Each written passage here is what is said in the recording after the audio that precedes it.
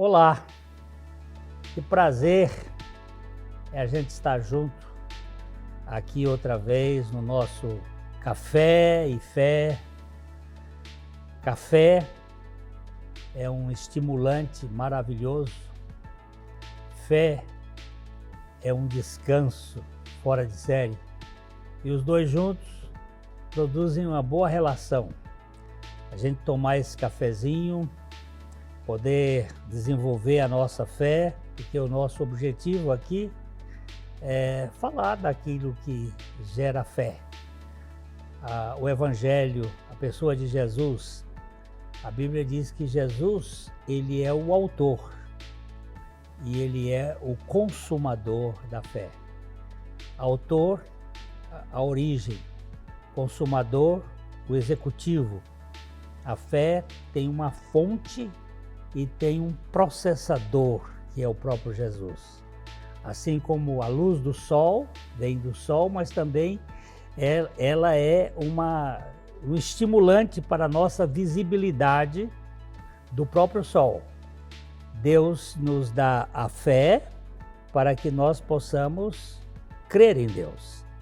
O nosso objetivo aqui é falar desse evangelho, das riquezas de Deus, do evangelho insondável de Cristo, e os links estão aí nas redes sociais para que você veja a nossa programação, para que você possa conhecer o conteúdo e também participar, dando opinião, fazendo perguntas, e que nós possamos, pela graça de Deus, poder ajudar nesse processo. Contamos com você como aliado, como parceiro, na distribuição desse material com outras pessoas. Também você sendo um parceiro no quarto de guerra, no lugar da oração.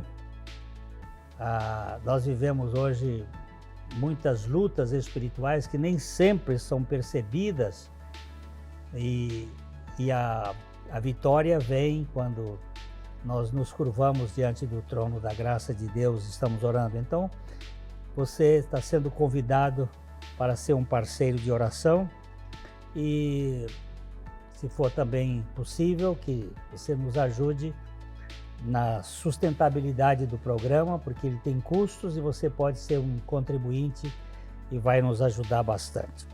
Nós vamos para um pequeno devocional e vamos voltar logo, logo.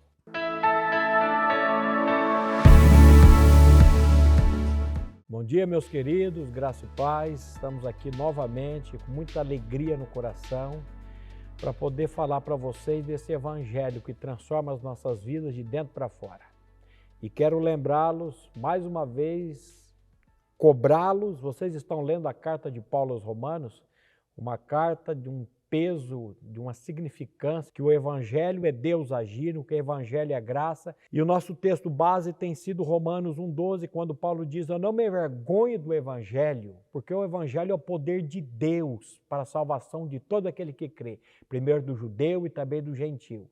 E hoje eu queria ler com vocês mais um texto que encontra-se na Epístola de Paulo aos Romanos, no capítulo 23, no capítulo 3, do versículo 23 e 24, que nos diz assim. Primeiro, Paulo diz assim: todos pecaram e destituídos ou separados estão da glória de Deus. Então, presta atenção no que Paulo está dizendo. Ele diz: todos pecaram, e ele diz: e separados, destituídos estão da glória de Deus. E aí no versículo 24 ele diz: sendo, pois, justificados gratuitamente por meio da sua graça, mediante a redenção que há em Cristo Jesus. Meus queridos, esses dois versículos eu creio que eles dão uma conferência de um final de semana. Primeiro, Paulo diz: todos pecaram. E eu quero que você preste atenção nessa expressão todos. Todos, não deixa ninguém de fora. Todos pecaram. A Bíblia diz: eis que eu nasci na iniquidade, o Salmo 51,5 diz essa verdade: eis que eu nasci na iniquidade e em pecado me concebeu a minha mãe. Então todos nós já nascemos com a natureza de pecado dentro de nós, essa natureza controla a nossa vida. Jesus diz que aquele que comete pecado é escravo do pecado, não se engane, você e eu nascemos escravos dessa natureza. Mas aí no versículo 24 ele diz, sendo, pois, justificados, presta atenção na graça, presta atenção no evangelho. Nós temos batido em cima disso. Religião é eu tentando mudar a minha vida. Religião é eu tentando fazer algo. Evangelho é Deus vindo ao nosso encontro, é Deus operando na nossa vida, é Deus fazendo tudo por nós em Cristo Jesus. Essa expressão de João 19,30, quando Jesus disse lá, tudo está pronto, tudo está consumado. Ali Jesus consumou uma eterna redenção. Por isso que Paulo diz, sendo, pois, justificados gratuitamente por meio da sua graça. Olha a redundância aqui de graça. Evangelho é graça, religião é esforço.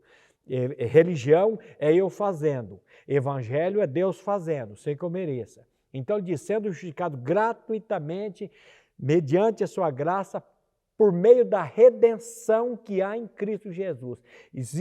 Só existe redenção em Cristo Jesus. Jesus veio nesse mundo para nos redimir de todo o pecado. E para nos redimir do pecado, entra o Evangelho. Evangelho, nós já falamos aqui dessa palavra, é boa nova, é boa notícia. Evangelho, nós já falamos, é morte e ressurreição de Cristo, aonde eu encontro a minha atração no corpo dele naquela cruz, como ele diz em João 12,32, a morte para o meu eu naquela cruz, como ele diz em Gálatas 2,20, eu estou crucificado com Cristo e vivo não mais eu, mas Cristo vive em mim. E a ressurreição juntamente com ele, para que ele venha habitar em mim. Então, a redenção, ela é gratuitamente por meio da sua graça e a redenção encontra-se em Cristo Jesus. Que alegria poder anunciar esse evangelho. Graça e paz, até a próxima, se Deus quiser.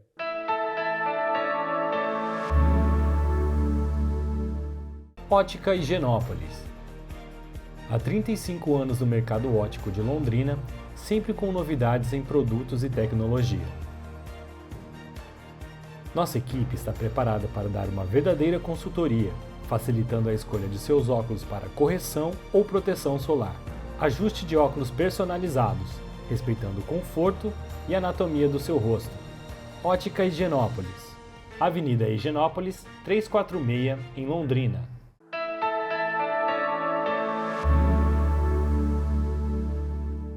Temos tratado aqui das coisas ligadas aos últimos dias e com um foco na epístola de Hebreus, uma carta que foi escrita à igreja do primeiro século, uma igreja que estava enfrentando lutas tremendas aí pelos anos de 60 a 64, 65, primeiramente com Cláudio, o imperador Cláudio, que perseguiu muito a igreja, e depois o seu substituto, que foi Nero, que foi um grande perseguidor do cristianismo.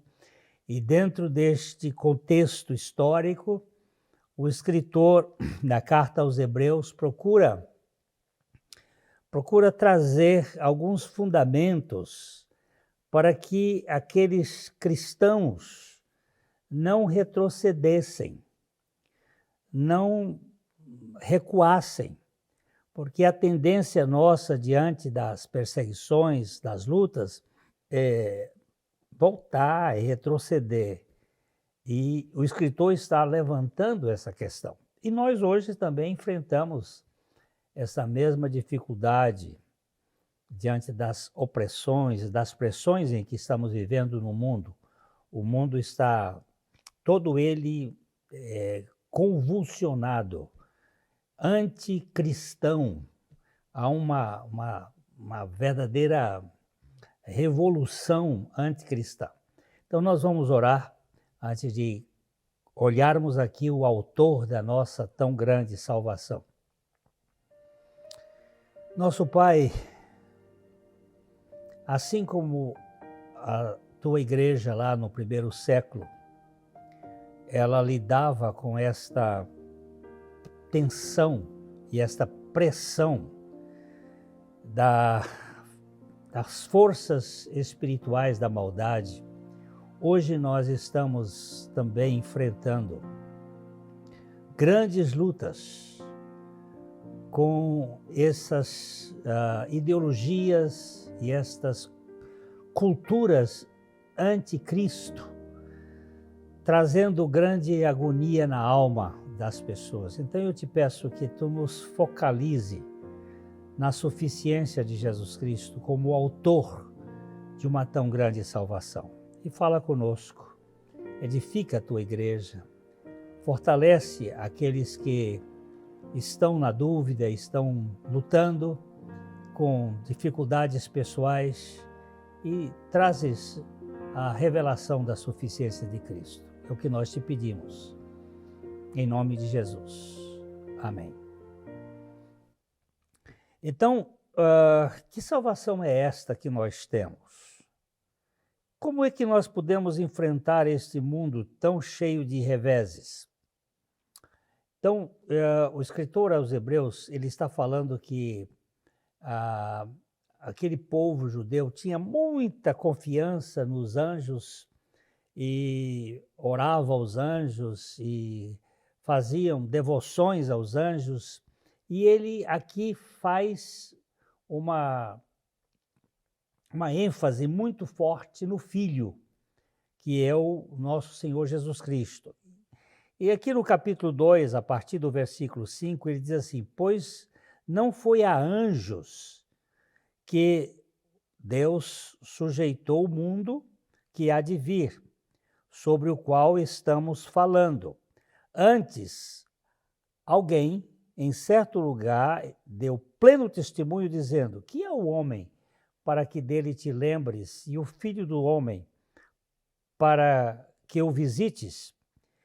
Fizeste-o por um pouco menor do que anjos, e de glória e honra o coroaste, e o constituíste sobre as obras das tuas mãos. Esse é um texto extremamente rico, que nós vemos, em primeiro lugar, que ele foi feito, Jesus foi feito um pouco menor do que os anjos. Quando os nossos pais pecaram lá no jardim, havia um anjo que tinha se incorporado numa serpente e que trouxe uma realidade espiritual de autossuficiência para o ser humano. Este anjo poderia ter sido esmagado com a ponta do dedo de Deus. Mas eu tenho sempre falado, em outras oportunidades, inclusive aqui, que meu neto, hoje com 7 anos, que tivesse que lutar com o Mike Tyson naquele tempo, era uma covardia, um mastodonte daquele, um homem forte, lutar com uma criança de 7 anos. Porque é descomunal a desproporção. Da mesma maneira, o Deus Todo-Poderoso derrotar Satanás pelo seu poder seria algo até que a gente poderia dizer de covardia. Mas o que o projeto de Deus mostra? É que ele desce para salvar a humanidade na condição de anjo, na condição de homem, não de anjo. Ele nem luta no campo dos poderes angélicos. Ele vai dizer assim: vemos todavia aquele que, tendo sido feito menor do que os anjos. É aqui que está a grande força do poder de Deus. É que na fraqueza, ele vence aquele que tinha o poder da morte. O pecado gerou a morte. Diz a Bíblia que por um homem entrou o pecado no mundo e pelo pecado entrou a morte. Mas a morte, ela tem um ser fonte, que é o próprio diabo, o Lúcifer, o anjo de luz caído.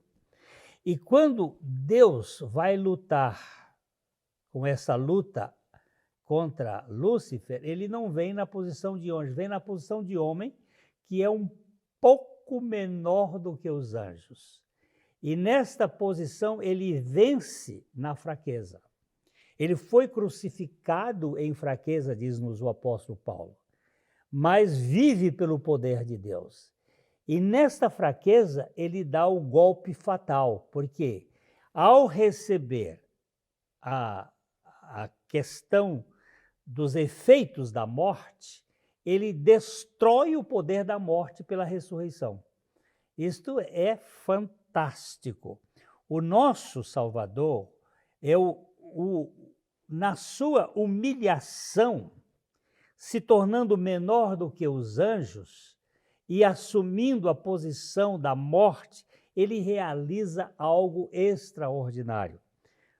O apóstolo Paulo, escrevendo aos crentes de Filipos, ele diz assim: tenham em vocês o mesmo sentimento ou o mesmo despreendimento que houve também em Cristo Jesus, que subsistindo em forma de Deus, na dimensão de Deus, na morfê de Deus, ele não usou como usurpação o ser igual a Deus, mas esvaziou-se a si mesmo, assumindo a forma de servo e, em semelhança de homem, é reconhecido em figura humana, a si mesmo se humilhou, tornando-se obediente até a morte e morte de cruz. Parece que aqui chegou o fim dele, mas na morte ele mata aquele que tem o poder da morte. Ele vence ao inimigo. A nossa salvação, na humilhação e no sofrimento da morte de Cristo, ela tem um poder que transcende, que vai além da força do pecado. Nós temos um Salvador que é poderoso. Quando ele chegou no limiar da morte, ele pôde nos libertar totalmente. Nós podemos verificar que esta é a nossa verdadeira libertação. Vamos ter uma paradinha e já já a gente volta.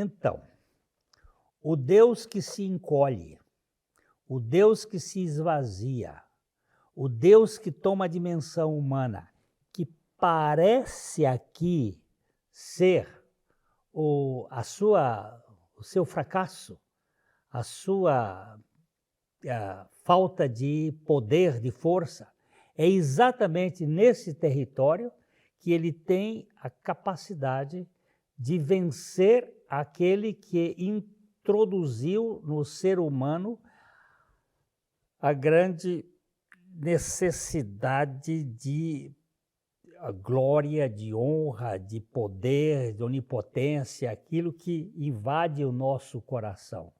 Nós somos uma raça cheia de vaidades e que precisamos, portanto, de uma libertação. Então, Deus, um Deus vazio, um Deus humilde, um Deus sem honra,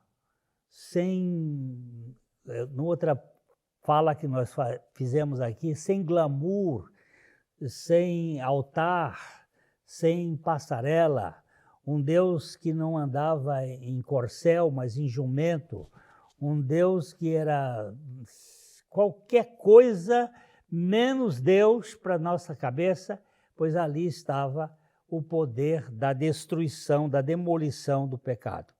E quando ele chegou no nível da morte, diz-nos o escritor, diz-nos Paulo em Filipenses capítulo 2, verso 9, pelo que também Deus o exaltou soberanamente e lhe deu um nome que está acima de todo nome, para que ao nome de Jesus se dobre todo o joelho nos céus, na terra e debaixo da terra, nas regiões inferiores, e toda língua confesse que Jesus Cristo é o Senhor, para a glória de Deus Pai. Nós vemos aqui a grande salvação com um projeto inverso do pecado. O pecado, ele quer fazer do homem Deus. A salvação faz de Deus homem. O pecado quer nos manter na exaltação. A salvação nos mantém na humilhação de Deus e para desmontar, para destruir esta arrogância que permeia a nossa existência. Nós somos portadores de algo que precisa ser demovido. E é pela graça e pelo amor que Deus prova a morte por todos nós. Nos diz o apóstolo Paulo, aquele que não poupou o seu próprio filho, antes por todos nós o entregou, porventura não nos dará graciosamente com ele todas as coisas? O Senhor provou a morte por você e por mim, porque ele tinha como objetivo destronar o velho homem, o servo do pecado, o dominador que invade a humanidade, que faz com que a política se torne o celeiro da contradição, que diz que está servindo aos homens, mas na verdade estão servindo a si próprios, com essa engrenagem da trapaça, que faz dos artistas verdadeiros deuses ou semideuses, os jogadores de futebol, ídolos e coisas dessa natureza, pastores e padres querendo reverências, todos nós invadidos por uma coisa terrível que é a necessidade de reconhecimento, de aplauso. Nós vemos um Deus encolhido e neste lugar que nós diríamos que foi o fracasso, na verdade é a grande vitória. E ele prova a morte por todos nós. Por quê? Porque eu precisava morrer. E não havia jeito de morrer a não ser por meio de Jesus Cristo. Se o pecado de Adão foi transfundido para a humanidade, ele passou a todos nós, e nós nos tornamos essa raça rebelde, a morte de Jesus Cristo é uma morte compartilhada com todo aquele que crê e recebe os efeitos da sua salvação. E ele sofreu todas essas coisas porque tinha como objetivo nos incluir nesse processo. Quem tinha que morrer? Se o salário do pecado é a morte, é quem pecou. E quem é que pecou? Dentro da lógica que todos pecaram e destituídos estão da glória de Deus, é você e eu, é a humanidade. E nós tínhamos que morrer. E ele morre uma morte quando nos inclui naquele sacrifício para que nós pudéssemos receber os benefícios da sua ressurreição. É um dos textos que eu mais gosto de pensar, eu tenho ele no meu gabinete, que é: eu estou crucificado com Cristo e vivo não mais eu, mas Cristo vive em mim. E a vida que eu agora vivo na carne, eu vivo pela fé no Filho de Deus que me amou e a si mesmo se entregou por mim. Eu tenho um autor da nossa salvação, da minha salvação, que é poderoso na sua fraqueza, que ele, na sua humildade e humilhação, ele foi exaltado, que por sua graça ele provou a morte por mim para que eu experimentasse a sua morte e a sua ressurreição. Ele foi, em sua humildade, ele não se envergonha de nós. Hebreus capítulo 2, verso 11 e 12, o texto diz claramente: pois tanto o que santifica como os que são santificados, todos vêm de um só. Por isso é que ele não se envergonha de lhes chamar irmãos, dizendo: meus irmãos, declararei o teu nome, cantar-te-ei louvores no meio da congregação. Olha só, o pacote é bem feito. Em Adão, eu fui incluído, eu estava nele, eu pequei com ele. Em Cristo, Deus, o que santifica e o que são santificados, vem de um só. Deus incorpora tudo e, pelo seu sacrifício, ele nos liberta da dominação do pecado, do poder do pecado e da presença do pecado. Eu fui salvo da condenação do pecado mediante a morte de Cristo.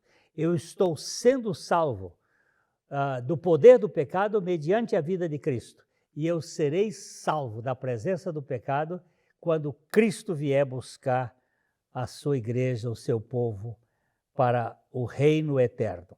Então, eu tenho um Salvador que é poderoso e o grande privilégio é nós depositarmos toda a nossa confiança na suficiência de Jesus Cristo. Você e eu não precisamos ser religiosos, mas precisamos ser feitos filhos de Deus, mediante o sacrifício de Jesus Cristo e a sua ressurreição. Fica aqui o meu abraço de sempre, de coração para coração, e eu espero vê-lo no próximo programa, se assim o Senhor permitir, e até lá, de coração para coração.